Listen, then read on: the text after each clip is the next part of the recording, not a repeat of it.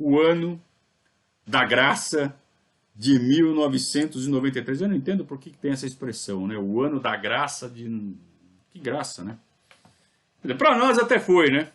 Para nós foi bem engraçado aquele ano. Acho que eu já comentei aqui várias vezes, mas não custa repetir. O título de 1993, na minha opinião, é o título mais importante da história do Palmeiras, pau a pau com o Paulista de 1942. E talvez o que tenha dado mais alegria e mais felicidade ao torcedor. Porque ele vem carregado de um período muito longo sem nenhuma conquista. Então você imagina o Palmeiras, o maior campeão do país, maior campeão paulista, maior campeão brasileiro, entra numa fila de 16, 17 anos. De 16 para 17. Foram 16 anos e 9 meses.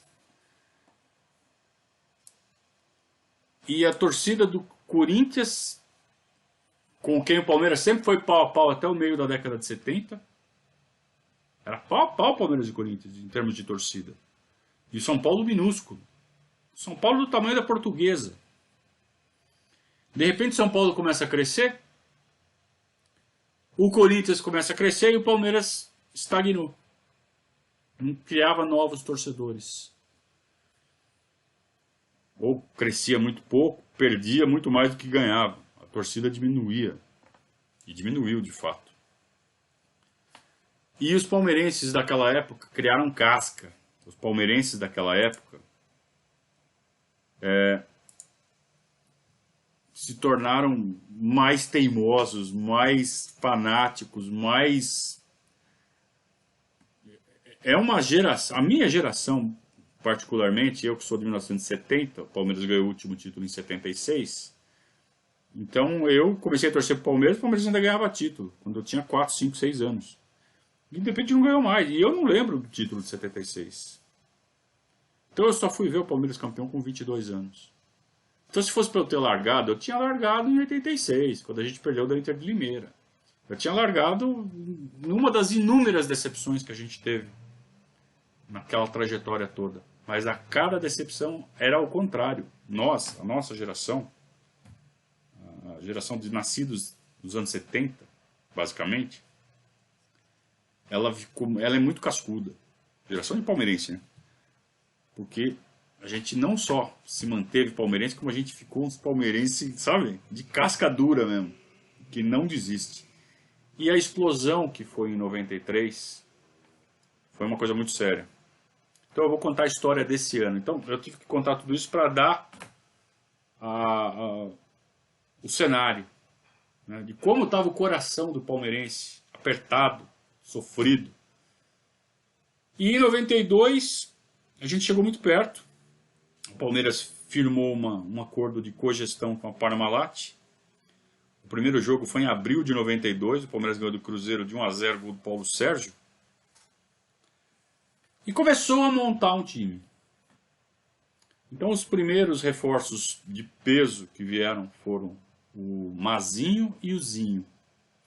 Vieram alguns outros que eram parte, sei lá, de um time de transição. Então o Palmeiras manteve o Evair e o César Sampaio, do time de 91. Então em 92 manteve o Evair e o César Sampaio. Contratou o Mazinho e o Zinho. Nesse meio tempo, veio um tal de Carlinhos, do Paraná. Eu não sei se ele era do Paraná Clube ou do Atlético Paranaense. O técnico era o Chapinha, o Tacílio Chapinha. Veio o Maurílio, veio o Sorato, veio o Cuca. O Cuca ficou 6 meses no Palmeiras, nem isso.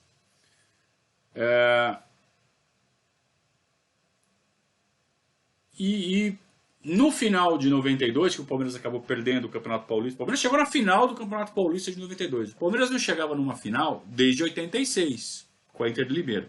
Voltou a chegar numa final. O Palmeiras nem disputava título, gente. Era muito sofrido. Então a gente chegou na final. Olha, pouquíssimas pessoas, pouquíssimos palmeirenses acreditavam que o Palmeiras fosse ser capaz de ganhar daquele time de São Paulo, que estava jogando pra cacete. E o nosso time era um time de transição, um time em formação claramente, tinha buracos enormes no time. A começar pelo goleiro, que era o César. E aí, ao final daquele ano, que foi um ano que o Palmeiras não ganhou nada, mas foi um ano bem honroso, alguns jogadores foram dispensados. Entre eles, o Toninho Cecílio, o Dida, o lateral esquerdo, o Cuca, que chegou no meio do ano e foi dispensado. Não que ele não tenha jogado bem, mas alguma coisa foi identificada ali no Cuca que não serve. Temperamento do Cuca, né? Acho que desde aquela época. E esse tal de Carlinhos também foi dispensado. Então vejam, quatro jogadores importantes do time de 92. Quem que o Palmeiras traz para o lugar deles? Então, para o lugar do Toninho Cecílio veio o Antônio Carlos. Para o lugar do Dida veio o Roberto Carlos. Para o lugar do Cuca veio o Edilson. Estava jogando pra cacete no Guarani. E para o lugar do Carlinhos veio só o Edmundo. Pô, aí você tem o time montado. Você só tem ali um buraco mais ou menos ali no gol e na lateral direita. Mas na lateral direita, o Mazinho não tinha ido por meio ainda. O Mazinho era o lateral direito. Então você tinha ali como segundo volante o Daniel Frasson. E não era também lá essas coisas. Aliás, ele jogava muito de meia em 92.